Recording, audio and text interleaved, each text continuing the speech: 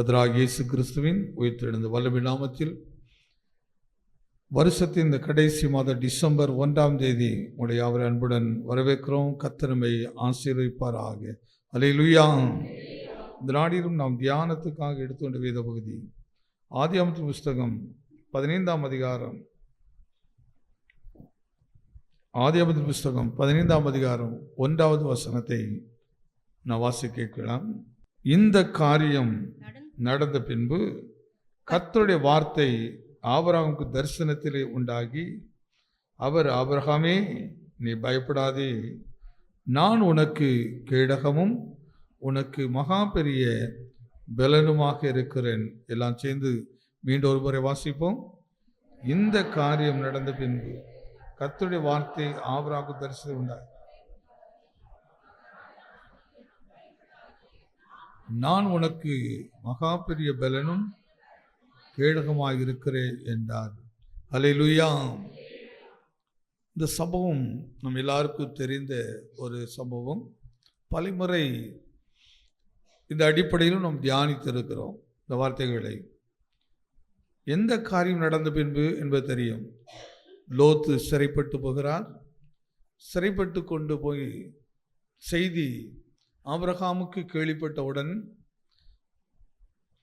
தாமதம் இல்லாமல் உடனடியாக தானும் தன்னுடைய வீட்டில் இருக்கிற எல்லாரும் ஆயத்தப்படுத்தி அவர் 5 ராஜாக்களை முறியடித்து சொந்த சகோதரனை போல் அவரை மீட்டெடுத்து அந்த உடைமைகளெல்லாம் மீட்டெடுத்து ஒன்றையும் இழக்காதபடிக்கு எத்தனை இழந்தாரோ அத்தனையும் திருப்பி கொண்டு வந்து அவரை தேவன் எப்படி சந்தித்தார் என்றும், சந்தித்தவருக்கு அவர் எப்படி கொடுத்தார் என்றும், அவர் எப்படி ஆசீர்வதித்தார் என்றும் அதுக்கு முந்தின அதிகாரங்களில் நாம் கவனிக்கிறோம்.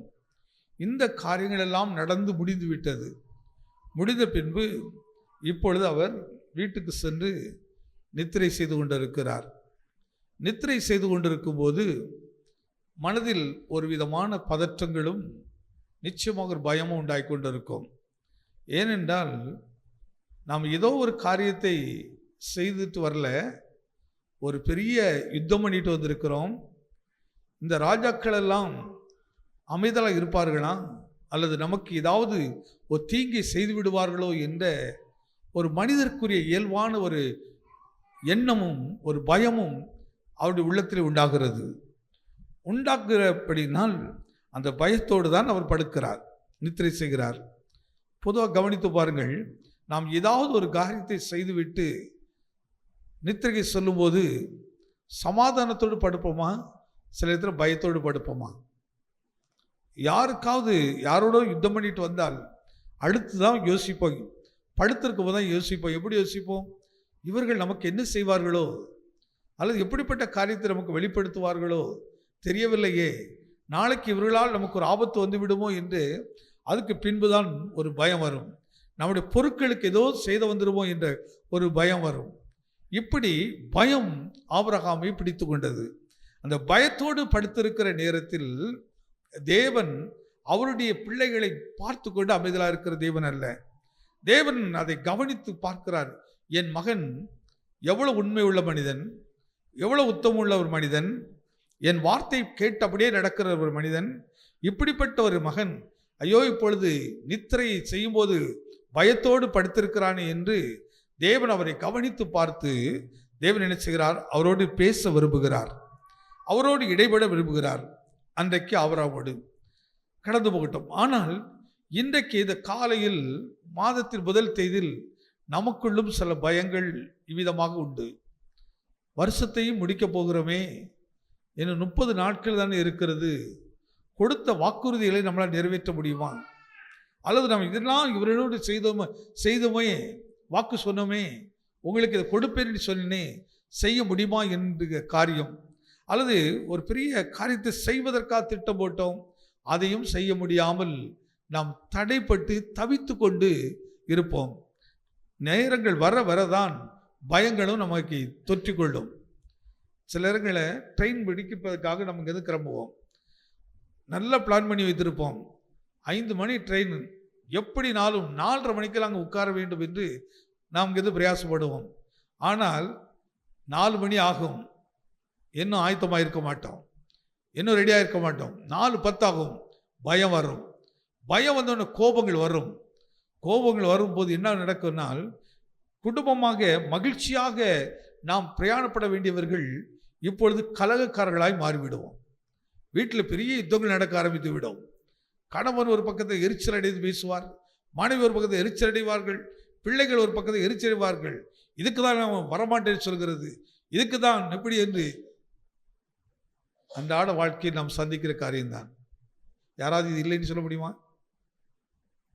எங்கள் வீட்டிலலாம் அப்படி இல்லைன்னு சொல்ல முடியுமா? நிச்சயம் நடக்கும். எல்லாரும் இப்படி தான் சந்திக்கிறோம். எத்தனை பேருடைய பிரயாணங்கள் ஒரு குறிப்பிட்ட காலத்துக்கு முன்பாக இந்த பிரயாணத்தில் வந்த சோதனை ஒரு குடும்பத்தில் ஒரு உயிரையே எடுத்து விட்டது. உயிரே எடுத்து விட்டது. கோபம். ஏன் கோபம்? பயம் வந்தது. ஐயோ, இந்த ட்ரெயினை மிக்ஸ் பண்ணி விடுவோமோ. அந்த பயம் வந்த உடனே தத்தளிப்பும் குழப்பங்கள் உண்டாகி விடுகிறது. ஆனால் தான் வேதம் சொல்கிறது, கர்த்தர் உன்னை எல்லா பயத்துக்கும் நீங்களாக்குகிறவர் என்று. அதே போல இந்த வருஷத்தை நாம் முடிக்கும் போது நமக்கு இப்படி ஒரு பயம் உள்ளத்தில் வந்து கொண்டே இருக்கும். என்ன செய்வது, எப்படி செய்வது? ஒரு பயம் நம்மளை ஆட்டி படைக்க பார்க்கும். ஆனால் வேதம் சொல்கிறது, அன்றைக்கு ஆபிரகாமோடு இடைப்பட்ட தேவன் அவர் சொல்லுகிறார், அந்த வார்த்தை ரொம்ப அருமையாக இருக்கு பாருங்க. ஆபிரகாமே, நீ என்ன செய்யாதே, எப்படி கூப்பிடுறாரு பாருங்க அழக. ஆபிரகாமே, நீ என்ன செய்யாதே, பயப்படாத. கொஞ்சம் பக்கத்தில் பார்த்து சொல்லுங்களேன் சிஸ்டர், கொஞ்சம் பக்கத்தில் பார்த்து சொல்லுங்களேன்.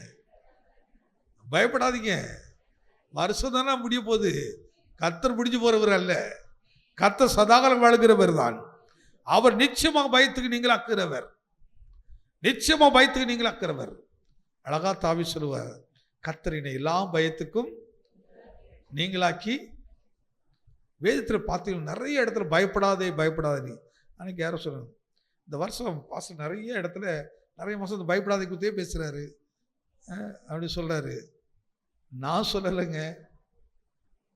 நான் ஒரு நாளும் எனக்கு ஒரு மெசேஜுக்காக அமர்ந்து நான் எடுத்து உடனே எழுதிக்கலாம், நல்ல மாதிரி ஜோம் பண்ணுவேன், ஸ்தோத்திரம் பண்ணிக்கிட்டே இருப்பேன்.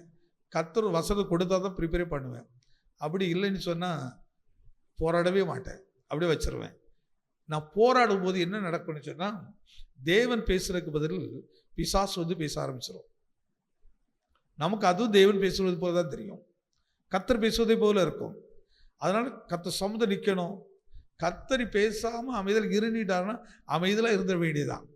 ஆனால் அவர் அந்த இடத்துல வந்து பேசுவார். நான் நிறைய முறை பார்த்துருக்கிறேன், எப்பொழுதெல்லாம் அமைதியில் இருக்க சொல்லிட்டாரோ அந்த மனதில் வந்து அதை ப்ரிப்பேர் பண்ணுறதுக்கு ஒரு லீடிங் இல்லையோ, அதை விட்டுட்டு அமைதியில் வந்து இந்த இடத்துல நின்னாலே போதும். ஆண்டவர் ஒவ்வொருத்தருடைய இதயத்துக்கு நேராக வார்த்தை அனுப்புவார், ஒவ்வொருவருக்காகவும் பேசுவார். அப்போ ஆண்டவருக்கு, நீ ஏதோ ஒன்று சொல்ல நினைக்கிறாய், ஆனால் நான் ஒவ்வொருவரோடு பேச விரும்புகிறேன், ஒவ்வொருவருடைய இடைப்பட விரும்புகிறேன். இந்த வருஷத்தின் கடைசி மாதத்தில் ஒவ்வொருவருக்குடைய தேவைகளும் உனக்கு தெரியாது பான, எனக்கு தெரியும். என் பிள்ளைகள் இவர்களெல்லாம் என்னுடைய ஜனங்கள், இவரோடு எப்படி பேச வேண்டும் என்று எனக்கு தெரியும். இவர் பாத்திரமாக மட்டும் நில், நான் உன்னை பயன்படுத்தட்டும். அதுக்கு உன்னை ஆயத்தப்படுத்து. இந்த நாளிலும் கூட உண்மையில் 2 மணி வரை எனக்கு தூக்கமே வரவே இல்லை. நானும் நடந்து ஸ்தோத்திரம் பண்ணுகிறேன், நல்ல பாட்டு பாடுகிறேன், என்னெல்லாமோ பண்ணி பார்க்குறேன், வரவே இல்லை. பார்த்த 2 மணி.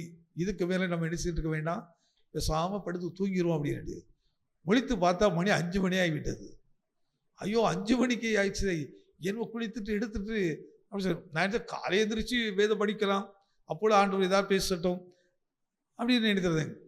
மணியே 5 மணி ஆயிடுச்சு, என்ன எங்கே நின்று பேசுறது. அதுக்கப்புறம் கடமைக்கு ஒரு பைபிளை படிச்சுட்டு ஒரு சோத்திரம் பண்ணி ஜோம் பண்ணிட்டு வேகமாக என்ன செய்துட்டு மணப்படி சர்ச்சை போட்டு பண்ணிட்டு கிளம்பி போயாச்சுது. அங்கே போய் நிற்கும் போது கரெக்டாக இந்த வார்த்தையை கர்த்தர் நினைவுபடுத்துகிறார். இதே வார்த்தையை நினைவுபடுத்துகிறார்.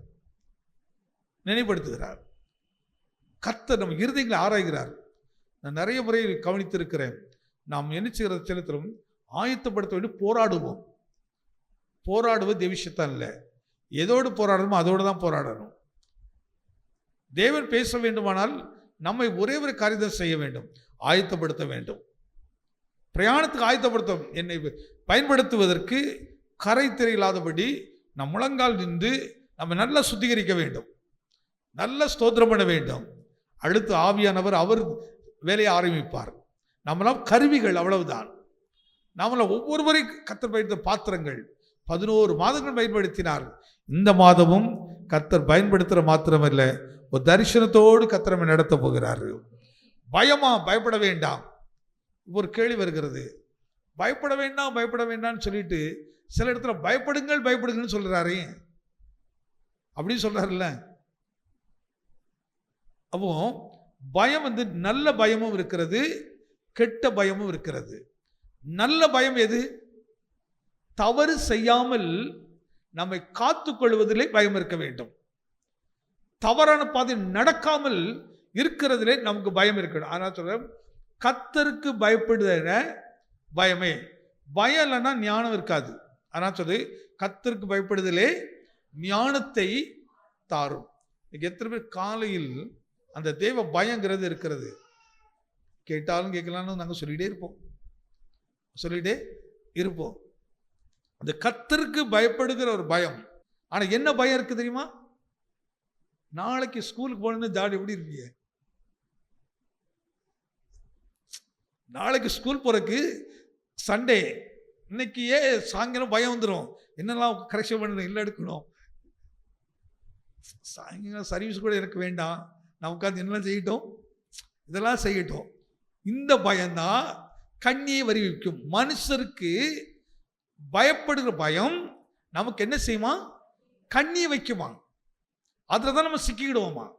ஆனால் கர்த்தருக்கு பயந்து பாருங்க, கர்த்தருக்கு பயப்படுற பயத்தை பாருங்க. ஏன்னா எங்கள் ட்ரைனிங்கில் ரொம்ப மிலிட்ரி ட்ரைனிங்கு.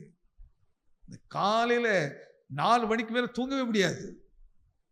நீ சாப்பிட்டாலும் சரி சாப்பிட்டாலும் சரி, அது என்ன அது மேலே. ஆனால் 4 மணிக்கு தூங்கக்கூடாது, எந்திரிச்சிடணும். எவ்வளவு அந்த ட்ரெயின் பீரியடெல்லாம் பார்த்துட்டா நீங்கள் திரும்பி பார்க்குறோம், எப்போ ஆண்டவர் இத்தனை வருஷம் எப்படி நடத்துன காரணம் தெரியுமா? அன்றைக்கு ஒரு அழகான ஒரு வழி நடத்தல் நமக்கு கிடைத்ததுனால். ஆனால் தான் என்னை நடத்தும் இயேசுநாதர். அன்னைக்கெல்லாம் அந்த கீழ்ப்பிடிதலை யாரும் ஏற்றுக்கொள்றதில்லை. கீழ்ப்படிந்து இருக்கிறது கடினம், அது அவ்வளோ கஷ்டமாக இருக்குது. ஆமாம், இவங்கெல்லாம் இப்படிதான் சொல்லுவாங்க, இப்படிதான் செய்வாங்க. ஆனால் நீ கீழ்ப்படியலைன்னு சொன்னால் வருஷம் தான் போயிட்டு இருக்கு, கர்த்தர் பயன்படுத்த முடியாது. ஆனால் நீ உண்மையாக கீழ்ப்படித்து பாருங்க, கர்த்தர் நிச்சயமா நம்ம ஆசீர்வதிக்கிறவர். அப்போ ஆபிரகாமை ஏன் கர்த்தர் அப்படி நினைக்கிறாரு? ஏன் கர்த்தர் அப்படி கவனித்து பார்க்கிறாரு? நான் யோசித்து பார்க்கிறேன், இந்த காரியம் நடந்த பின்பு. அப்போ ஆபிரகாம் இப்போ தூக்கம் இல்லாமல் இருக்கிறாரு, அவருக்கு சரியான நிம்மதி இல்லை, ஏதோ ஒரு வகையில் பயப்படுகிறாரு. பயந்துட்டு இருக்கும்போது நல்லா கவனித்து பார்க்கும்போது நம்முடைய ஜனங்கள் சமாதானத்தை இழந்து இருக்கிறத கர்த்தர் நிச்சயமா பார்த்துட்டே இருக்க மாட்டார். நீ கஷ்டப்படுறத ஆண்டவர் பார்த்துக்கிட்டே இருக்கிற தேவன் அல்ல. நீ கலங்கிட்டு இருக்கத ஆண்டவர் பார்த்துக்கிட்டு இருக்க தேவன் அல்ல. என் பிள்ளை சோர்ந்து போயிருக்கிறதையும் அவர் பார்த்துட்டு சும்மா இருக்கிறது இல்லை. ஆனால் சோர்ந்து போறவனுக்கு அவர் பலன் கொடுக்கிற தேவன் என்று முதல்ல நம்ம கடவுளை குறித்து அறிந்திருக்கணுங்க. நம்ம ஆராதிக்கிற கர்த்தர் எப்படிப்பட்டவர்? அவர் கல்லோ மண்ணு இல்லை, அவர் எதை பிடிச்சு எடுத்து இருக்கிறவர் அல்ல. அவர் அசைபாடுகிறவர், அவர் உலாவுகிறவர், எனக்குள்ளேயே இருந்து வாசம் பண்ணுகிறவர், அவர் என்னோடே நடக்கிறவர், அவர் என்னை நடத்துகிற தேவன் ஐயா. அவர் நிச்சயமா நடத்துவார். ஆலோசனை கொடுத்து, மனுஷ தயவுகளை கொடுத்து, எந்தெந்த இடத்துல எல்லாம். எனக்கு நைட்டு தூக்கம் ரொம்ப நேரம் ஒன்று அப்படியே கவனித்து பார்த்தேன். ஆண்டவரே இப்படிலாம் நீங்க நடத்துனீங்களே அப்படின்னு யோசித்து பார்க்கும்போது 2024 துவக்கும் போது எப்படிப்பட்ட சூழ்நிலையில எப்படிப்பட்ட நெருக்கத்தோடு ஆண்டவரை துவக்கினாலும், ஆனால் அன்றைக்கு நீ ஒரு வார்த்தை கொடுத்தீர், உன் தலையை உயர்த்துவீர்னு சொன்னீர். உயர்த்துவீர்னு சொன்னீர். ஏன்னு அந்த வார்த்தை சொன்னார்? மனதளவில் உன் தலை தொங்கி கொண்டிருக்கிற, சோர்ந்து போயிருக்கிறாய், மனதளவில் கலங்கி கொண்டிருக்கிறான். இல்லை, என் வார்த்தையை நம்பு, நான் உன் தலையை உயர்த்துவேன். அந்த வார்த்தை அப்படியே நினைவுக்கு வந்தது. அப்படி யோசித்து பார்க்கும்போது இந்த வருஷத்தில் ஆண்டவர் எப்படிலாம் நம்ம நடத்துகிறான்னு கவனித்து பார்க்கும்போது எவ்வளவு பெரிய பெரிய காரியங்கள் எல்லாம் கர்த்தர் செய்து வந்திருக்கிறாரே, இதை நினைச்சு என் ஆத்துமாவே கர்த்தரை ஸ்தோத்திரி, நன்றி சொல்ல ஒரு பாக்கியத்தை கர்த்தர் கொடுத்தார். அந்த ஸ்தோத்திரம் பண்ண ஆரம்பிச்சதுக்கு அப்புறம் அழகா படுத்தோன்னு நல்லா தூக்கிட்ட பாருங்க. அற்புதமான தூக்கத்தை கர்த்தர் கொடுத்தார், நல்லா கொடுத்தோம். அதனால நன்றி சொல்ல மறக்காதீங்க. இந்த 11 மாதம் எப்படிலாம் நடத்தினாரு. ஆபிரகாம் நினைக்கிறாரு, இந்த காரியத்தெல்லாம் நடத்தினீங்கப்பா, ஆனாலும் இப்பொழுது நான் தனிமையாக இருக்கிறேன், இப்பொழுது நான் தனிமையாக படுத்திருக்கிறேன். படுத்து திரும்பி பார்க்கும்போது நான் போராடினவர்கள் பலவான்கள், ராஜாக்கள், இவர்களால் எனக்கு தீமை வந்து விடுமோ என்ற ஒரு பயம் உள்ள வரும்போது தான், ஏன் ஒருவேளை நினைக்கலாம் அப்படி எங்க அங்கே சொல்லியிருக்கு வேதம், அப்படி சொல்லியிருக்கான்னு ஒரு கேள்வி வரும். ஆனால் அதில் பதில் அதில் இருக்குது பாருங்க. தேவன் பேசுற வார்த்தையில அதோட அர்த்தத்தை கவனித்து பாருங்கள். ஆபிரகாமே பயப்படாதே, இப்போ நான் உனக்கு எப்படி இருப்பேன், கேடகம். ஏன் இந்த வார்த்தையை தேவன் பயன்படுத்துறாரு? இப்போ இந்த ஆபிரகாம் தான் தனிமையா இருப்பதை போல உணர்கிறாரு, தனக்கு பாதுகாப்பு இல்லையோ என்று உணர்கிறாரு. நான் இந்த ராஜாக்களோட யுத்தம் பண்ணினேனே, அங்கிருந்து இழந்த எல்லாத்தையும் மீட்டு கொண்டு வந்தேனே, ஒருவேளை இவர்களால் மீண்டும் எனக்கு ஒரு ஆபத்து என் உடைமைகளுக்கு வந்துருமோ, பொருட்களுக்கு வந்துருமோ என்று அவர் சோர்ந்து போய், அவர் பயந்து போய் இருக்கிற நேரத்தில் பிதாவாகிய தேவன் ஆபிரகாம் பக்கத்தில் நின்று பேசுவதை போல தரிசனத்தில் பேசுறாரு. இப்ப அந்த இடத்துல தேவன் வந்து நிக்கல, ஆனா தேவன் நிக்கிற காட்சியை ஆபிரகாம் பார்க்கிறாரு, அப்படி கண்களை பார்க்கிறாரு. ஒரு படத்தை, சினிமா படத்தை பார்க்கிற மாதிரி அங்க அவர் கண்கள் ஒரு ரீல் ஓடுது. அங்கே வந்து பிதாவாகிய தேவன் வந்து நிற்கிறார். ஆபிரகாம் படுத்து சோர்ந்திருக்கிற பார்க்கிறாரு. அன்றைக்கு ஆபிரகாம் பார்த்தவர் இந்த 12ஆம் மாதம் இந்த 1ஆம் தேதி காலையில் வந்து தேவன் நம்மை பார்த்து பேசுகிறாரு. பக்கத்தில் நீ படுத்திருக்க வந்தாரு, நீ எப்படி படுத்திருந்த கவனித்தாரு, நீ எப்படி சோர்ந்து போயிருந்த கவனித்தாரு. பார்த்துட்டு என் மகள் இப்படி சோர்ந்து போயிருக்கிறார்களே, இப்படி கலங்கி போயிருக்கிறார்களே என்று அவர்கள் கவனித்து விட்டுதான் இப்பொழுது என் பிள்ளைகளோடு நான் பேச வேண்டும் என்று விரும்புகிறாரு, அவர்களை திடப்படுத்த வேண்டும் என்று விரும்புகிறாரு. அப்பொழுது சொல்கிறார், அன்றைக்கு ஆபிரகாமோடு பேசினேன் என் மகளே, இன்றைக்கு நான் உன்னோடு தான் பேசுறேன், உன் குடும்பத்துக்காக நான் பேசுகிறேன், உன் எதிர்காலத்துக்காக தான் பேசுறேன். நீ பயப்பட வேண்டாம், சோர்ந்து போக வேண்டாம், உனக்கு நான் கேடகமாக இருக்கிறேன் சொல்கிறார். கேடகம் என்றால் என்ன? ஆபத்துக்கள் நமக்கு வராதபடி நமக்கு உண்டாகிற பாதுகாப்பை கொடுக்கிற தேவன். ஆனால் தேவன் மத்தியில் தேவன் பேசிக்கொண்டிருக்கிற இடத்தில் பிசாசான் போகிறான். அங்கே போய் நின்று கொண்டு தேவனிடத்தில் அவன் ஒரு வாக்குவாதத்தை வைக்கிறான். எப்படி வாக்குவாதத்தை வைக்கிறான்? தேவன் கேட்கிறார், எங்கே போயிட்டு வருகிறார்? என் தாசரா யோபு மேல் கவனத்தை வைத்தாயோ? உடனடி அவன் எடுத்து வருகிற பதில் என்ன சொல்லுவான்?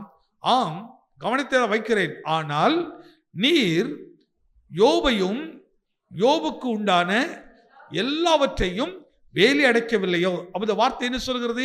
தேவன் ஒவ்வொரு மனுஷரையும், ஒவ்வொரு மனுஷனுக்கு கொடுக்கப்பட்டிருக்கிற பொருட்களை கூட கர்த்தர் பாதுகாக்கிறாராம்.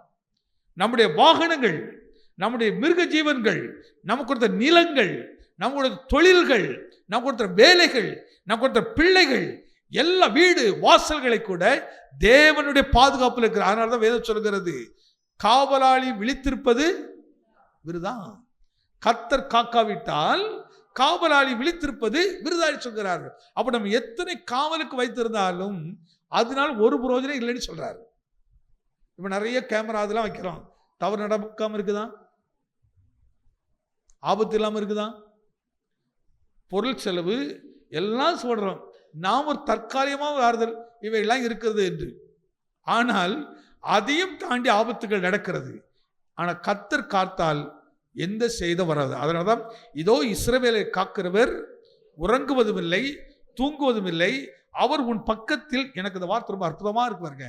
உன் பக்கத்தில் எப்படி இருக்கிறாரா? நிழலையும் நம்மளை பிரிக்க முடியுமா? பிரிக்கவே முடியாது. அதே போல தேவன் சொல்லுகிறார், நான் என்னே உன்னை பிரிக்க முடியாது மகனே, உன் பக்கத்தில் நிழல் மாதிரி நான் இருக்கிறேங்கிறார். இவ்வளவு பெரிய தேவனை எங்கேயா பார்த்துருக்கிறீங்களா? இப்படி பேசுகிற தேவன், இவ்வளவு சர்வ வல்லமுள்ள தேவனை நாம் எங்கேயா கவனித்திருக்கிறோமா? இந்த நம்பிக்கையை, இந்த விசுவாசத்தை ஜனங்கள் கொடுக்கதான் சபை. அவங்களுக்கு இந்த நம்பிக்கை கொடுத்து திடப்படுத்தணும், அவங்களை தைரியப்படுத்திட்டே இருக்கணும், பயப்படக்கூடாது என்று. ஒரே ஒரு பயந்தாங்க இருக்கணும், கர்த்தருக்கு பயப்படுகிற பயம்.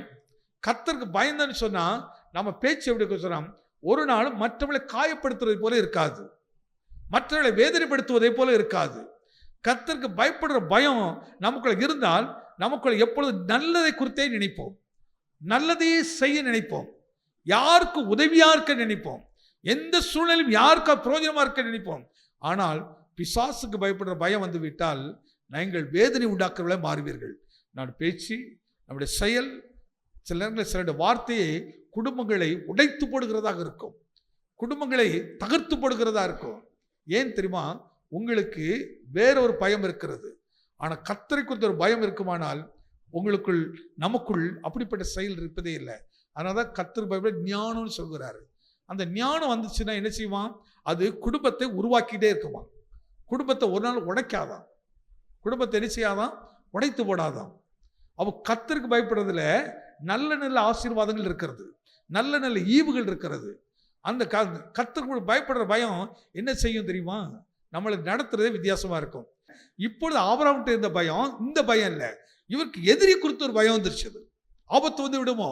எனக்கு இதை ருசித்து பார்த்தவர் தான், கர்த்தருக்கு பயப்படுறதுனா என்னன்னு நல்லா தெரிந்தவர் தான். ஆனாலும் சூழ்நிலை இவரை ஒரு பயத்தில் உண்டாக்குறது. இன்னைக்கு ஒருவேளை நல்ல அபிஷேகம் பெற்றவங்களா இருக்கலாம், நல்ல தேவனுடைய சத்தியம் தெரிஞ்சவங்களா இருக்கலாம். நமக்குள்ளும் இப்படி ஒரு பயம் வரும்போது, இப்படி சோர்வு வரும்போது நம்மை திடப்படுத்தும்படி கர்த்தர் சொல்கிறாரு. எனக்கு இதை ரொம்ப அருமையா ரொம்ப பிடித்திருக்கு. எத்தனையோ பேசினாலும் எனக்கு இன்றைக்கு பேசுறது ரொம்ப பிடிச்சிருக்குது. இன்றைக்கு கர்த்தர் என்னோட பேசுறதா, எனக்காக பேசுறதா விரும்புகிறேன். என்ன பார்த்து கர்த்தர் பேசுறாரு. ராஜனே, கொஞ்சம் பக்கத்தில் உள்ள பேரை சொல்லி சொல்லுங்களேன், எவ்வளவு சந்தோஷப்படுவீங்க. வினோதியாவே, ஜோஸ்மினே, கொஞ்சம் பக்கத்தில் உள்ள பேரை சொல்லுங்களேன். கொஞ்சம் எத்தனைக்கு அவங்க பேர் தெரியும்? பேர் தெரியலன்னா அக்கானியா சொல்லுங்க, ஆண்டின்னு சொல்லிடுறாங்க, கோவம் தரப்படாது. அப்படி அந்த பேரை சொல்லி பேசுவது என்ன அழகா இருக்கு தெரியுமா? ரொம்ப சந்தோஷமா இருக்குதா இல்லையா? மகிழ்ச்சியை கொடுக்கிறது, மகிழ்ச்சியை நமக்கு கொடுக்கிறது. அந்த அன்பில் அவ்வளவு பெரிய வல்லமை இருக்குதுங்க. நம்ம இந்த அன்பெல்லாம் விட்டுட்டு, இந்த தெய்வ பயத்தெல்லாம் விட்டுட்டு, கண்டதெல்லாம் நினைச்சுக்கிட்டு, கண்டதை யோசித்து வாழ்க்கையை நரகமாக்கிட்டு இருக்கிறோம், வேதனைப்படுத்திட்டே இருக்கிறோம். அதில் என்னத்தை நான் மறைக்கும் போது என்னத்தை கொண்டு போகிறோம்? ஒன்றும் இல்லைங்க, அந்த நேசம் அவ்வளோ அருமையானது. அதனால் உன்னத பாட்டில் அந்த நேசத்தை குறித்து சாலமோன் அருமையாக பாடுவார். இந்த தேவனை குறித்து, அவரை குறித்து பாடுகிறார். இந்த மனவாட்டிங்கிறத குறித்து பாடுவார். இப்படி ஒரு அழகான நேசத்தை இன்னைக்கு உருவாக்கணும் நமக்குள்ள. நீ வருஷத்தை முடிக்கும் போது, உன்னை ஒரு புது வருஷத்தில் போகும்போது, நீ போகும்போதே ஒரு எரிச்சலோடு போனால் அந்த காரியம் எப்படி இருக்கும்? 2025 அப்படிதான் இருக்கும். 24 நீ மகிழ்ச்சியை கற்றுக்கொள்ளுங்க, தேவ பயத்தை கற்றுக்கொள்ளுங்க, தேவ அன்பை பெற்றுக்கொள்ளுங்க, சிநேகிதத்தை கற்றுக்கொள்ளுங்க. எனக்கு ஆபிரகாமை பார்த்து எப்படி கர்த்தரோட பேசுறாரு பாருங்க. ஆபிரகாமே என்று, ஆபிரகாமே என்று அவர் படுத்திருக்கிறாரு, நித்திர பயத்தோடு நித்திர இருக்கிறாரு. எனக்கு பாருங்க, அவர் எப்படி படுத்தாரு அது இருக்கட்டும். ஆனா கர்த்தர் பார்க்கும்போது இவர் பயந்து படுத்திருக்கிறாய் அப்படில்ல, பக்கத்தில் போய் திடப்படுத்தி பேசுறாரு. கர்த்தர் தரிசனத்தோடு பேசுகிறவர். சில நேரங்களில் ஏன் கடவுள் தரிசனத்தோடு பேசுறாருன்னா, கொஞ்சம் அப்படி யோசேப்பை திரும்பி பாருங்க. யோசேப்பு சின்ன பையனா இருக்கிறாரு, எல்லாரும் வளர்ந்தவர்கள், இவன் கடைக்குட்டி சின்ன பையன். இந்த சின்ன பையனுக்கு ஒரு பெரிய ரகசியத்தை கற்றுக் கொடுக்கணும். இவன் சொன்னாது சரியா விளங்காது. இப்போ உடனே அவருக்கு என்ன, ஒரு டிராயிங் மாதிரி படத்தை காட்டுறாரு. என்ன படத்தை காட்டுறாரு? ஒரு பெரிய வயல் நிலம் இருக்குது, அந்த வயல் நிலத்தில் பயிரிடப்பட்டிருக்கிறது, நெல்லெல்லாம் கதிர்களெல்லாம் விளைந்து போயிருக்கிறது. இப்பொழுது யோசேப்புடைய தகப்பன், தாய், சகோதரர்கள் எல்லாரும் போறார்கள். போயிட்டு எல்லாரும் அறுவடை அறுக்கிறார்கள், அறுத்து கொண்டு வருகிறார்கள். ஆனால் எல்லா கதிர்கட்டுகளும் யோசேப்பு கால்களுக்கு முன்னாடி வந்து நினைச்சுகிறது, விழுகிறது, வணங்குகிறது. இப்போ முடிச்சிட்டாரு. இப்போ யோசேப்புக்கு பெரிய சந்தோஷம். ஒரு பக்கம் என்ன ஆண்டவருக்கு சொல்ல வர்றாரு? அப்போ ஏதோ என்ன குறித்து ஆண்டவர் பேசுறாரு, எங்க அப்பாவை குறித்து பேசுறாரு, என் சகோதரர் குறித்து பேசுறாரு. நல்லா கவனிங்க, சகோதரனையும் சகோதரிகளையும் தகப்பனையும் தாயையும் குறித்து கூட தேவனுடைய பிள்ளைகளோடு கர்த்தர் பேசுகிறவர். எப்படி பேசுறாரு பாருங்க, வார்த்தையில பேசல, அப்படி எதிர்கால காட்சி அப்படியே காட்டுறாரு. அப்படியே அந்த காட்சிகளை படத்தை காட்டுறாரு. அந்த படத்துல கதிர்கட்டுகள் தானியத்தை அப்படி காட்டுறாரு. எல்லாரும் வந்து வணங்குறார்கள். இப்போ இவருக்கு இந்த சொப்பனத்தை பார்த்த உடனே எப்படி இருந்திருக்குது? பெரிய மகிழ்ச்சி. மகிழ்ச்சியில உடனே ஓடுறாரு. இம்மானுவேல் அண்ணே, நான் சொப்பனம் பார்த்தேன், நீங்களாம் என்ன செய்றீங்க, என்கிட்ட வந்து வணங்குறீங்க அப்படின்னு. இப்போ இம்மானுவேலனுக்கு, ஆனந்தனுக்கு, ஏனுக்கு, அண்ணனுக்குலாம் எப்படி இருந்திருக்கும்? எப்படி இருந்திருக்கும்? நாங்க வந்து ஒன்ன வணங்குறோமா, அது காணாதபடிக்கு யார் வந்து வணங்குறாங்க? அப்பா அம்மால ஒன்ன வந்து வணங்குறாங்களா? இப்போ அவர்களுக்கு ஒரு பயம் வந்துச்சு. இப்போ சகோதரருக்கு வந்த பயம் என்ன? இவர்களுக்கு வந்த பயம் என்ன? வருங்காலத்தில் இவனை உயர்ந்த இடத்துல பார்க்க போறோம், இவனுக்கு கீழே நம்ம அடிமையாக்க போறோமோ, இவன் நம்ம நமஸ்கரிக்க போறோமோ என்று இப்போ சகோதரருக்குள் இந்த பயம் வந்து ஒருவரோடு ஒரு பேசுகிறார்கள். பேசிவிட்டு இந்த சொப்பனம் எப்படி நிறைவேறுன்னு பார்க்கலாம். இன்னும் கொஞ்சம் அந்த ஆழமானிக்கு போனீங்கன்னா, இப்போ யோசேப்பும் போயாச்சுது, இப்போ சகோதரி விட்டுருங்க. இப்போ கருத்து எங்க வருதுன்னு சொன்னா காட்சியில் வருது. இந்த காட்சியில் நடக்குது. இப்பொழுது இவனா நானா? இவன் உயிரோடு இருந்தால்தான் இவனை கொண்டு இந்த காட்சியை வெளிப்படுத்த முடியும். அப்படி ஆனால் இவனை கொண்டு விட்டால், நல்லா கவனித்து பாருங்கள், என்ன தவறு செய்தார் யோசேப்பு? என்ன தவறு செய்தார்? ஏன் எதிரிகளாக மாறினார்கள் சகோதரர்கள் எல்லாம்? இப்போ யோசேப்புக்கு அந்த வெளிப்பாடு கர்த்தர் கொடுக்கிறார். நீ வரும் காலத்தில், அதனால்தான் தரிசனம் இல்லைன்னா சபையும் சீரழிஞ்சு போகும், குடும்பங்களும் சீரழிஞ்சு போகும், பிள்ளைகளும் சீரழிஞ்சு போவார்கள். உனக்கு தரிசனத்தை நீ இழந்து விடாத. யோசேப்பு ஒரு ஒரு இக்கட்டுக்குள்ள கடந்து போனோம், ஒரு மரண இதுக்குள்ள கடந்து போனோம். ஆனால் தான் தாவீதை எடுத்து இப்படி காட்டாரு, நான் மரண இருளின் பள்ளத்தாக்கில் நடந்தாலும் பொல்லாப்புக்கு பயப்படேன். அந்த வார்த்தை கொஞ்சம் கவனிங்க, பொல்லாப்புக்கு. இப்போ யோசேப்புக்கு ஒரு மரணத்தின் வழி உண்டாக போகுது. யோசேப்பே, நீ இதுவரை தகப்பட செல்ல பிள்ளையா இருந்தான், தகப்ப வீட்டில் நல்லா தகப்பட அன்பை பெற்றாய். ஆனால் உனக்கு ஒரு செய்தி நான் சொல்றேன், நீ நடக்க போற பாதை நீ வேற பாதை, நீ போக போற பாதை தனிமையான ஒரு பாதை. நீ எங்களெல்லாம் விட்டு பிரிந்து தனிமையாய் போறாய். இதைதான் தாவீது எடுத்து சொல்றாரு, நான் மரண இருளின் பள்ளத்தாக்கில் நடந்தாலும் நான் பொல்லாப்புக்கு பயப்பட மாட்டேன். இந்த ரெண்டு காட்சியும் கவனித்து பாருங்க. இப்ப யோசேப்பும் அப்படி கடந்து போகும்போது யோசேப்பு சொல்கிறது, தேவன் சொன்ன வார்த்தை நிறைவேறு வரை கர்த்தருடைய வசனம் அவன் நினைச்சது புடமிட்டது. வார்த்தை நிறைவேறு வரைக்கும். இன்னைக்கு நிறைய பேருக்கு ஒரு பொறுமையா ஏன் இருக்க முடியல, ஏன் கொஞ்சம் சகித்து கொண்டு இருக்க முடியல? உள்ள துடிக்குது, உள்ள அந்த திட்டத்துக்கு எதிராக செயல்பட வைக்குது. தாழ்மையும் பொறுமையும் தான் தேவ திட்டங்க. அதனால சாந்த குணம் உள்ளவர்கள்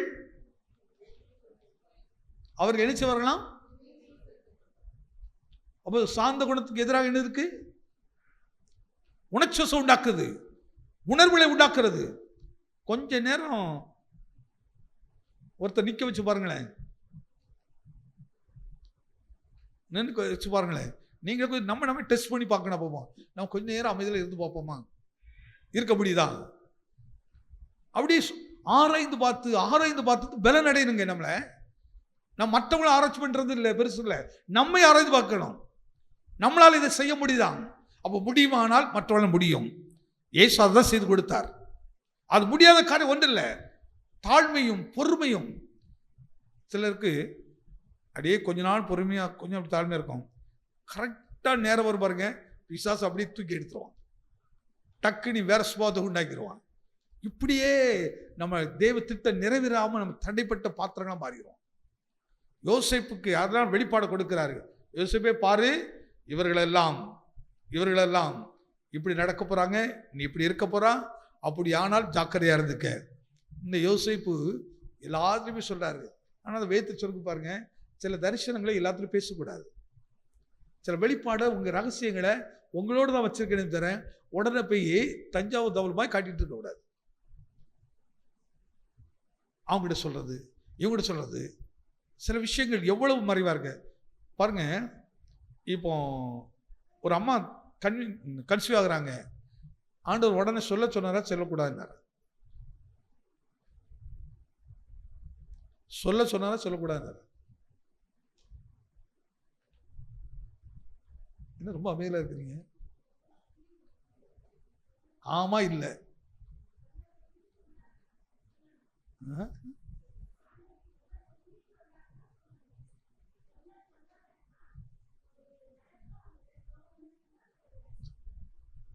இவன் அம்மாவுக்கு ஆண்டவர் காரக்கூடாது. எத்தனை மாதம் சொல்லக்கூடாதுன்னாரு? 6 மாதங்களும் என்ன செய்ய வேண்டாம்? இது யாருக்கு என்ன செய்யாத வெளிப்படுத்த வேண்டாம். ஏன் அதுக்கு அந்த வார்த்தை சொல்றாரு? சில ரகசியங்களை கர்த்தர் வெளிப்படுத்துக்கு முன்னாடி நீ வெளிப்படுத்தாத. கர்த்தர் வெளி கொண்டு வர்றதுக்கு வரை நீ அமைதலா இருக்கிறியான்னு பார்க்கிறாரு. நீ பொறுமையா இருக்கிறான்னு பார்க்கிறாரு. நீ தாழ்மை கற்றிருக்கிறியான்னு பார்க்கிறாரு. நமக்கு அதுல ஒவ்வொரு சத்தியத்தை கற்றுக் கொடுக்கிறாரு. ஒவ்வொரு வசனத்தை கற்றுக் கொடுக்கிறாரு நமக்கு. அதுல உபத்திர காலத்துல எப்படி இருக்கணும், அந்த உபத்திர காலத்துல நீ எப்படி இருக்கணும்? சாந்தமும் அமைதலும் பொறுமையுமா இருக்கணும்.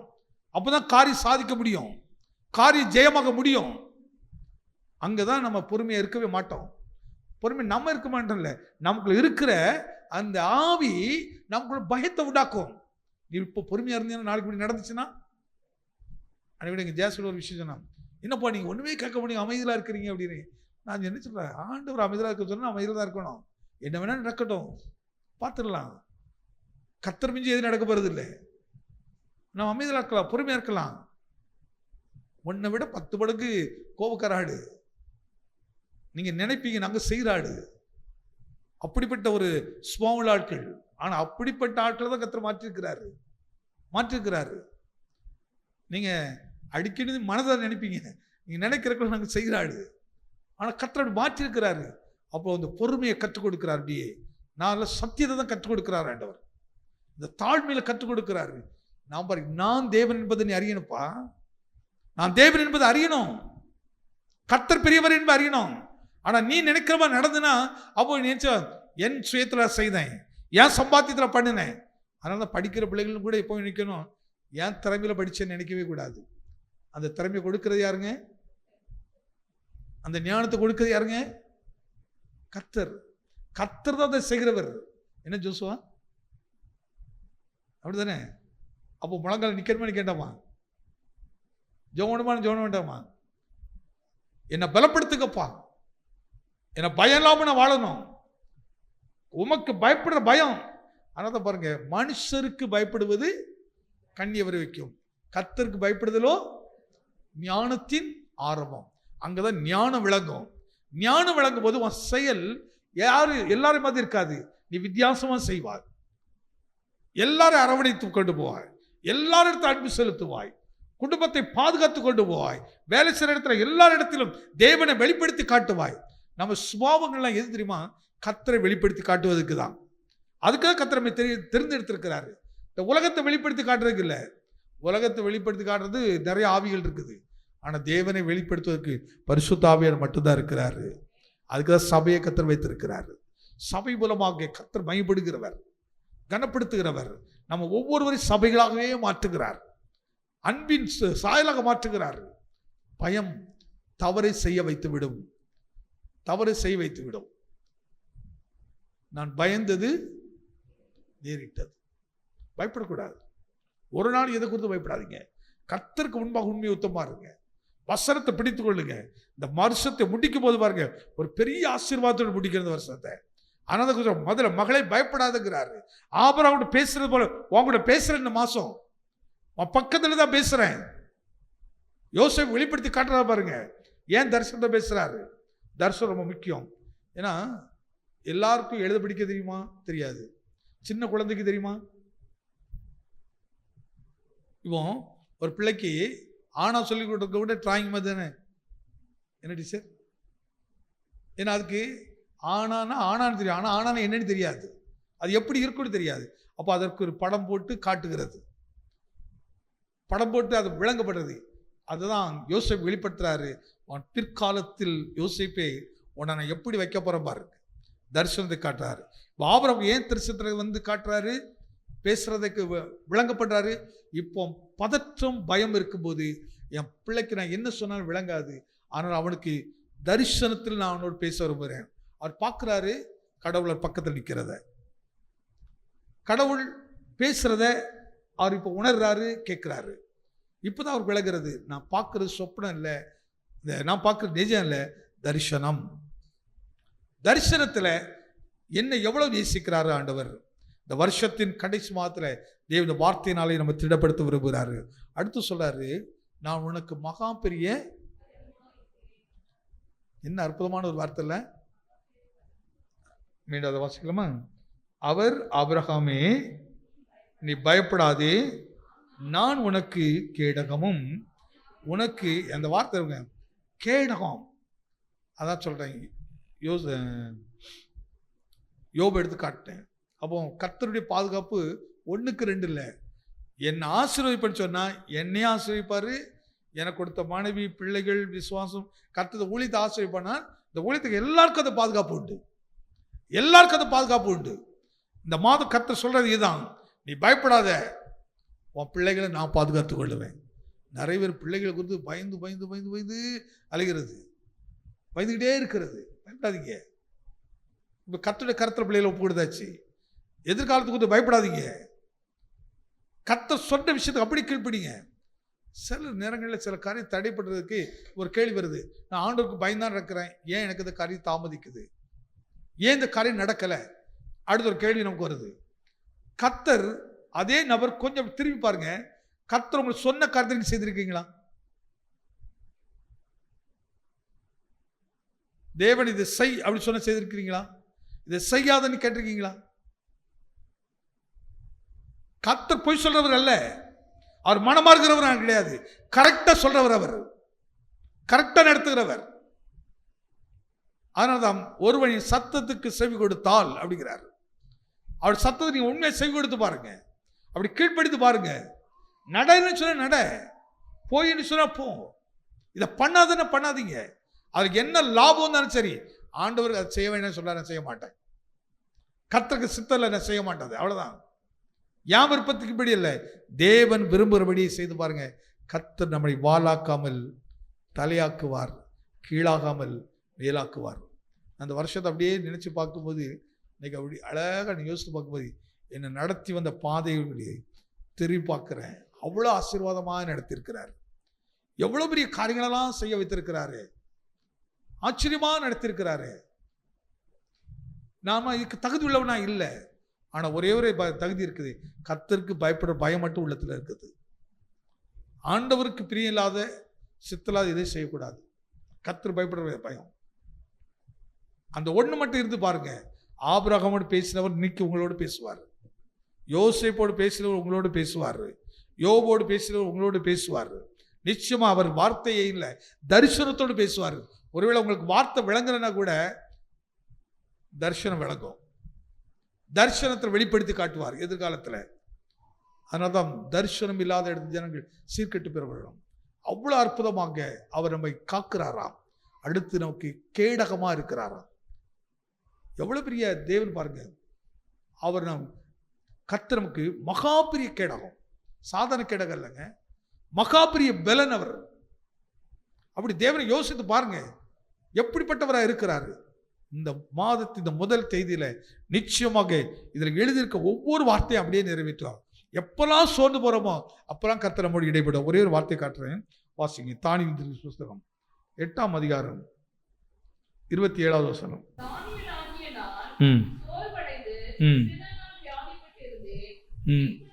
அந்த வார்த்தை அப்படின்னு பாடுங்க. இந்த வியாதி வருவதற்கு என்ன காரணம்? என்ன காரணம்? போதும் ஆண்டவரே என்னை எடுத்துக்கொள்ளும். அப்ப எடுத்துக்கொள்ற வியாதி உள்ள வந்திருந்தனால அந்த வியாதி தானாவே உள்ள வந்துடும். இல்லை ஆண்டவரே, நீரை நான் பயன்படுத்த வர நான் சோர்ந்து போகவே மாட்டேன், அந்த வார்த்தை மீண்டும் ஒரு முறை வாசிங்க. தானியேல் 8:27. தானியேலாகிய நான் சோர்வடைந்து, இப்போ கொஞ்சம் வியாதிப்பட்டிருக்கவங்க அப்படி திரும்பி பாருங்க. எப்போ எனக்கு வியாதி வந்துச்சுது? சோர்வடைந்தேன். இப்போ சில நாட்களா நான் ஜெபம் பண்ணுறதே கிடையாது, வேதம் படிக்கிறதே கிடையாது, நல்லதை பேசுகிறதே கிடையாது, அன்பை காட்டுறதே கிடையாது. கோபம், எரிச்சல், இந்த வியாதி கோபம், எரிச்சல், தீமை இதெல்லாம் வியாதிகள். சோர்வு அடையக்கு நீங்கள் இடம் கொடுத்துட்டீங்கன்னா உடனே என்ன உண்டாகும் தெரியுமா? இந்த மாதிரி வியாதிகள் வந்து 2 வியாதி. சரீரத்தில் வர்ற வியாதியை மருந்து மாத்திரை கொடுத்து குணமாக்கலாம். ஆனால் உங்கள் ஆத்துமால வியாதி வந்துன்னா அதை எப்படி குணமாக்குறது? யார் குணப்படுத்துவார்? இப்போ அதுக்கு தான் சைக்காலஜி என்ன அப்படி ஒரு மருத்துவர் இருக்கிறாரு. அவர்கிட்ட போனால் அவர் நினைச்சிட்டே இருப்பார், பேசிக்கிட்டே இருப்பார். நாங்கள் பைபிளை விட வேற டாக்டரே கிடையாதுங்க. ஆமே, சோர்வுகள், கவலைகள், பாரங்களை நீக்கி போடுவதற்கு பைபிளை தவிர வேற எதுவுமே கிடையாது. நீங்கள் அப்படியே உட்காந்து படித்து பாருங்க. வேதத்தை படித்து ரொம்ப சோர்வு அடைஞ்சிட்டு இருக்கீங்களா? அப்படியே எடுத்து உட்காந்து தீமத்தை எடுத்து படித்து பாருங்க, தீத்து எடுத்து படித்து பாருங்க. வாலி பிள்ளைகளை அதை ரொம்ப நல்லா படித்து பாருங்க. அப்படியே ஒரு பலன் உண்டாகும் பாருங்க. ஆடா முட்டாள் மாதிரி இதை போய் யோசிச்சுட்டே இருக்க மாதிரி, இதான அதுக்கு காரணம். அப்படிங்க என்ன அப்படியே மாறும், அப்படியே மாறும். இந்த சோர்வு மனதை ரொம்ப பாதிக்கும். ஒரு முறை ஒரு அருமையான சிஸ்டர், அவங்க இடத்துல ஒருத்தர் போய் நிறையா நெகட்டிவானதே பேசிகிட்டே இருந்தாங்க. மாறு, உங்கள் வீட்டுக்காரர் இப்படிலாம் பண்ணுறாரு, அவங்க வீட்டுக்காரர் இருக்க சொத்தெல்லாம் அங்கே கொடுக்குறாரு, இங்கே கொடுக்குறாரு, அந்த அக்காவுக்கு கொடுக்குறாரு, இப்படி கொடுக்குறாரு, இப்படியே நெகட்டிவ் பேச பேச இவங்களுக்கு என்னென்னா இப்போ கேட்குறதுக்கு மனசு இல்லை. ஏன்னா அவர் எல்லாம் நல்லா செய்கிறாரு, எல்லாம் நல்லா கவனிச்சிருக்கிறாரு, நல்லா குடும்பத்தை அழகாக கவனிச்சிருக்கிறாரு. ஆனால் ஒரு பிசாசு ஒரு அழகான ரூபத்தில், நண்பங்க ரூபத்தில், ஸ்நேகித ரூபத்தில் வந்துட்டு பக்கத்தில் பேசிகிட்டே இருக்குது. எப்படி ஏவாழ்கிட்ட போய் சர்ப்பம் பேசிச்சோ இந்த மாதிரி பேசிக்கிட்டே இருக்குது. இவங்களுக்கு மனதுக்குள்ள அது கவலையாக மாறி சோர்வடைஞ்சு கொஞ்ச நாள் பார்த்துக்கிட்டீங்கன்னா அப்படியே மனநிலை அப்படியே பாதிக்கப்பட்டுச்சு. மனநிலை அப்படியே பாதிக்கப்பட்டுச்சு. என்ன பேசுறேன்னு அவங்களுக்கு தெரியல, எங்கே இருக்குன்னு தெரியல. வடக்கிற தெற்குங்கிறாங்க, உப்புக்கு பதில் சர்க்கரை தூக்கி போடுறாங்க, மிளகாக்கு பதில் எண்ணெய் தூக்கி போடுறாங்க, அப்படி எல்லாம் தப்பு தப்பு பண்ணுறாங்க. இவருக்கு ஒன்றுமே புரியல என்ன ஆச்சு அப்படின்னுட்டு. அதுக்கப்புறம் அப்போ மித்ரா அப்படின்னு ஒரு டாக்டர், அவர் ஒரு நல்ல பரிசுத்தவான், ஏழைகளுக்கு காசு இல்லாமே உதவி செய்கிற ஒரு மனிதர். உடனே அவருக்கு கூப்பிட்டு போனால் அவர் அழகாக நாடி பிடிச்சி பார்ப்பார். பார்த்தோன்னே இவளுக்கு ஒன்றும் இல்லை, பிரச்சனை இல்லை, ஒரு 2 நாள் தூங்க வச்சு தான் சரியாகிடும் அப்படின்ட்டு நல்லா தூங்க வச்சுட்டார். தூங்கி முழித்தவளுக்கு அப்புறம் அவங்க சொல்லும்போது இது அவங்க வாயினால் சொன்ன ஒரு வார்த்தை. இந்த நபர் என்கிட்ட வந்து எப்பொழுதும் இவரை பற்றி தப்பு தப்பாகவே சொல்கிறாரு, எல்லாத்தையும் கொண்டு அவங்க அக்கா வீட்டில் கொடுத்துறாருன்னு சொல்கிறாரு, இவங்களுக்கு செய்கிறாங்கன்னு சொல்கிறாரு, என்ன இப்படியே போனால் கொஞ்ச நாள் உங்களால் நடு வீட்டில் விட்டுருவார், இப்படி அவங்க பேசுகிறது எனக்கு உண்டாகி நான் தூக்கத்தை இழந்தேன், நிம்மதியை இழந்தேன். இப்படி ஒன்று ஒன்றா எனக்கு, ஆனால் எனக்கு ஒன்றுமே தெரியலை. ஆனால் இவங்கள்ட்ட கேட்குறதுக்கும் என்ன, அவர் என்ன நல்லா கவனிச்சுட்டு இருக்கிறாரு, குடும்பத்துக்கு எல்லாத்தையும் செய்துட்டு இருக்கிறாரு, நான் எப்படி அவர்கிட்ட கேட்குறது, எல்லாம் செய்துட்டு இருக்கிறாரு. ஆனால் எப்படி இப்படி ஆனது எனக்கு தெரியவே இல்லை. ஆனால் இப்பொழுது யோசித்து பார்க்குறேன், ஒரு நெகட்டிவான ஒரு வார்த்தை என் மனதுக்குள் போனதினால். அதனால தான் தமிழர் படித்த தரையின மந்திர சில மாமியார் இந்த வார்த்தை பயன்படுத்துவாங்க. என் பையனுக்கு என்ன மந்திரம் போட்டுட்டா, அப்படிலாம் ஒரு மந்திரம்லாம் இல்லைங்க, பயப்படாதீங்க, அவ்வளோ யோசிக்காதீங்க. இப்படி யோசித்து நாமே சோர்வடைஞ்சிருவோம். இப்படி சோர்வடையினால வியாதி வருது. இப்போ நஷ்டம் யாருக்குங்க?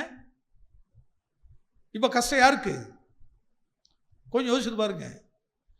ஒரு பிள்ளைக்கு 2 பேரா?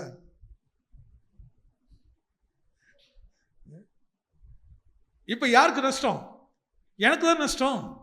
அப்போ அப்படி ஒரு வார்த்தை வந்தால் அந்த வார்த்தையை ஆண்டவருக்கு முன்பாக நீ தைரியமாக கொண்டு போ. ஆண்டவரே, நீர் என்னை காண்கிற தேவன், நீர் என்னை விசாரிக்கிற தேவன், இது உமக்கிடத்தில் வைக்கிறையா, நீர் அதை நடத்தும். அழகா கர்த்தர் நடத்திடுவார் பாருங்க, அழகா நடத்துவேன். நான் இதை கண்களை பார்த்து கூடவே இருந்து கவனித்த ஒரு விஷயம் அப்பதான் விளங்கிச்சு, இது சோர்வு எவ்வளவு மோசமான ஒரு காரியம் கேட்டு. நான் எதை சொல்ற, பிராக்டிக்கலோடு தான் சொல்றேன், அனுபவத்தில் சொல்றேன். அவங்க மனநிலையை பாதிச்சுட்டுங்க. கொஞ்சம் ஒரு மாதிரி டாக்டர் பைத்தியகார ஹாஸ்பிட்டல் கொண்டு அதுக்கு மாத்திரை கொடுத்து இந்த சரீரத்தை கொண்டிருப்பாங்க. ஆனால் அவர் நல்ல ஒரு பரிசுத்தமுள்ள ஒரு தேவ பயமுள்ள மருத்துவராக இருந்தோன்னே தேவன் ஆலோசனை கொடுத்தாரு, இவளுக்கு ஒன்றும் இல்லை, ஏதோ தவறான வார்த்தை உள்ள போயிடுச்சு, இவன் அதை யோசிக்க ஆரம்பிச்சுட்டான், அதனால இவன் மனநிலை கொஞ்சம் பாதிச்சிருக்குது, நல்லா ரெஸ்ட் எடுத்தா போதுன்னு சொல்லி அதுக்கப்புறம் நல்லது வார்த்தைகள் வேத படிக்க ஆரம்பித்து சொல்ல, இந்த குடும்பத்தை கர்த்தர் பாலும் தேனுமாக ஆசீர்வாதம் வைத்திருக்கிறாரு. நம் தேவன் சும்மா சாதாரண தேவன் இல்லைங்க, அழிவுக்கு நேராக குடும்பத்தை மீட்டெடுக்கிற தேவன். அப்போ பிசாசு தந்திரமோல நினைத்தது. அதனாலதான் பவுல் எழுதுவாரு, எனக்கு ஒரு பெரிய கவலை இருக்குப்பா. என்ன கவலைன்னா, ஏவாளை வஞ்சித்தது போல சபையை வஞ்சிச்சுக்கிற சர்ப்பத்தின் ஆவிகள் வந்துருமோ. இந்த சர்ப்பத்தின் ஆவிகள் அழகா பேசுவதுங்க, உங்களை பாசிட்டிவா பேச வச்சு அப்படி நெகட்டிவ்ல கொண்டு போயிடும். முதல்ல உங்க மேல அக்கறை இருக்கிற மாதிரி, உங்க மேல கவனமா இருக்கிற மாதிரி, எங்க உங்களை விட்டு எங்களுக்கு யாருமே இருக்கிறாங்க, நீங்க தாங்க முதல்ல தூக்கி பேசுவோம். அதுக்கப்புறம் உள்ள கத்தி அறுக்கும், கழுத்து அறுத்துரும். இல்லை எனக்கு பாரு, உங்களை கடித்து கொள்றவங்க கூட ஃப்ரெண்ட்ஷிப் வச்சிருங்க. ஆனால் ரொம்ப புகழ்ந்தா 10 அடி தள்ளி வச்சுக்கிடுங்க. ரொம்ப புகழ்ந்தாங்கன்னா 10 அடி தள்ளி. ஆனால் உங்களை திட்ட ஆளு கிட்ட கூட வச்சுக்கலாம், ரொம்ப நல்லது. ஏன்னா அவங்க நேசிக்கிறாங்க, அதனால கண்டிக்கிறாங்க, அதனால அவங்களை கண்டிக்கிறார்கள். ஆனால் மனுஷர் புகழ்வது ஐயோ பேச சொல்கிறது. சோர்வடையதுக்கு இடம் கொடுத்துறாங்க. அப்போ ஆபிரகாம் சோர்வடையும் போது தேவன் அப்படி எப்படி திடப்படுத்தார்? ஏன் தரிசனம்? அதுதான் சொல்றேன், ஏன் பயப்படாதுன்னு சொன்னாரு. இன்னைக்கு அப்படி சோர்வடைந்திருக்கீங்களா? யார் வார்த்தையை கேட்டு கேட்டு கேட்டு கேட்டு இதெல்லாம் சபையில வெடிப்பு இருக்கணும். தெளிவில்லைன்னா உன்னை ஏமாத்துற தூரத்துல வராது, உன் வீட்டுக்குள்ள இருந்து உன்னை ஏமாத்துற ஆள் வரும். உன்னை கெடுக்கிறாள் உன் வீட்டுக்குள்ள இருந்து வரும், உன் ரத்தத்துல இருந்தே வரும், உன் சொந்தத்துல இருந்து வரும், உன் நண்பன்கள் இருந்து வரும். இன்னைக்கு எதிரிகள் தூரத்துல இருந்து வருது இல்லை, உன் வீட்டுக்குள்ள இருந்து உன் எதிர்காலத்தை நிரூபணமாக்குற வல்லமையில் செயல்படும். அந்த நபர் கிடையாது, அந்த நபரை பயன்படுத்த சத்துரு, அந்த நபரை பயன்படுத்த சத்துரு. அதனால எந்த நபர் மேல் கோபப்படாதீங்க, அவர் செயலை கண்டிங்க, அந்த செயலுக்கு இணங்கிறாதீங்க. அதுக்கு இணைஞ்சு போயிட்டீங்கன்னா வியாதிப்படுவீர்கள். அந்த வார்த்தை அழகாக சொல்றேன், நான் சில காலங்கள் வியாதிப்பட்டான், பின்பு நான் எழுந்திருந்து ராஜாவின் வேலையை செய்து அந்த தரிசனத்தினால் நினைத்து கொண்டிருந்தேன், ஒருவன் அதை அறியவே இல்லை. ஆமே, இந்த உலகம் யாரும் அறியாதபடி கர்த்தர் அவருடைய பிள்ளைகளை திரும்ப அந்த ஸ்தானத்துக்கு எடுத்துருவாரு. அதனால தான் காத்திருங்கன்னு சொல்றோம். அமைதலா இருங்க, கர்த்தரத்தை பார்த்து வச்சிருங்க. ஆண்டவரே யார் என்ன வேணாலும் சொல்லட்டும், ஆனால் உங்க பார்த்துல வைக்கிறேன். நான் தவறான முடிவு எடுக்கக்கூடாது, நான் தவறான செயல் செய்யக்கூடாது, நான் காத்திருக்கிறேன் ஐயா. ஆனால் கர்த்தருக்கு காத்திருக்கிறவர்கள் புதுபலன் அடைந்து கழுகுகளைப் போல சட்டைகளை அடித்து எழுப்புவார்கள். அவர் ஓடினாலும் நடந்தாலும். அவ நம்ம சோர்வு இருக்கா? சோர்வு இருக்கா? இல்லைங்க. நமக்கு சக்தி வல்லமிழ் சக்திங்க, நமக்கு பலன் தேவ பலனுங்க. நம்ம கூடி சாப்பிட்ற சாப்பாடுல இல்லை, நல்ல மீன் சாப்பிட்றதுனாலும் வஞ்சர மீன் சாப்பிட்டாலும் மாட்டு எலும்பு சாப்பிட்டாலும் இதில் கிடைக்கிற சத்து இல்லை, வசனத்தினால் கிடைக்கிற சத்துவம். ஆமே, அதனால தான் சத்துவம் இல்லாதவனுக்கு சத்துவத்தை அவர் பெருகப்படுகிறவரா. கர்த்தர் கொடுக்க சத்துவம் தெரியுமா? இந்த சரீரத்துக்கு மட்டும் இல்லை, உன் மனதுக்கு கொடுக்கிற சத்துவத்தை, உன் இருதயத்துக்கு சத்துவத்தை கொடுக்கிறாரு, உன் ஆவிக்கு சத்துவத்தை கொடுக்கிறாரு, கொடுத்து அதை திடப்படுத்துறாரு. இந்த சரீரத்தை என்ன செய்ய தெரியுமா? எனக்கு சரீரம் சொல்றபடி கேட்டீங்கன்னு விழுந்து போயிடுவாங்க. உனக்குள்ள ஆவி சொல்லணும், உனக்குள்ள ஆத்மா பேசணும், அது கண்ட்ரோலுக்குள்ள இந்த சரீரம் வந்துடணும். இப்போ கடைக்கு போகிறோம், போன உடனே நிறைய விஷயம் இருக்கும். உடனே கண்ணு இது நல்லா இருக்கும், சரி வாங்கிக்க, இல்லை அது நல்லா இருக்குத, சரி வாங்கிக்க, இல்லை இல்லைங்க இன்னும் ஒரு ரவுண்ட் போயிட்டு வருமா. இந்த ஜவுளி கடைக்குள்ள போயிட்டு யாராவது 1 மணி நேரத்தில் வந்திருக்கீங்களா?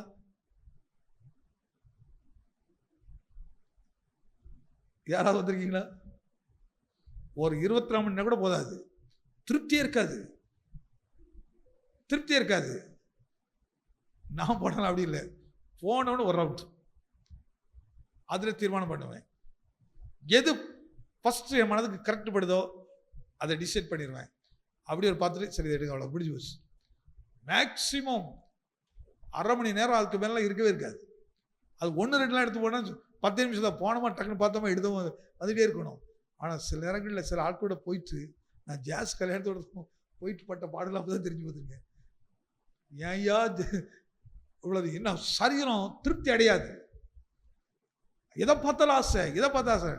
இது நமக்கு சரியா இருக்கும், ரைட், என்னத்துக்கு சரியா இருக்காது, அது அவங்களுக்கு சரியா இருக்கு, எனக்கு இதான் கரெக்டா இருக்கும் அப்படின்னு நம்ம அந்த தெளிவு, திருப்தி நமக்கு வரது இல்லை. எப்போ வரும்னா, நீ சரீரம் சொல்லபடி கேட்டீங்கன்னா வராது. ஆனா உன் மனம் சொல்றது கேட்டு பாருங்க, உன் ஆத்துமா சொல்ல பாருங்க. அதனால பிரியமானவனே, உன் ஆத்துமா வாழுவது போல எல்லாவற்றிலும் சோர்வு அடையவே மாட்டோம், சோர்ந்து போகவே மாட்டோம். கர்த்தர் நிச்சயமாக அப்படி சோர்ந்து போகக்கூடாது என்பதற்கு தான் பிதாவாய் தேவன் சிஸ்டம் செய்தார். அன்பின் குமாரனை நமக்கு கொடுத்து அப்படி சரீரத்தை ரத்தத்தை நமக்கு கொடுத்திருக்கிறார். சரீரத்தை ரத்தத்தை பானம் பண்ண போறோம். எல்லாரும் அப்படியே ஒரு நிமிஷம் நம் முழங்கால் படியிடலாம்.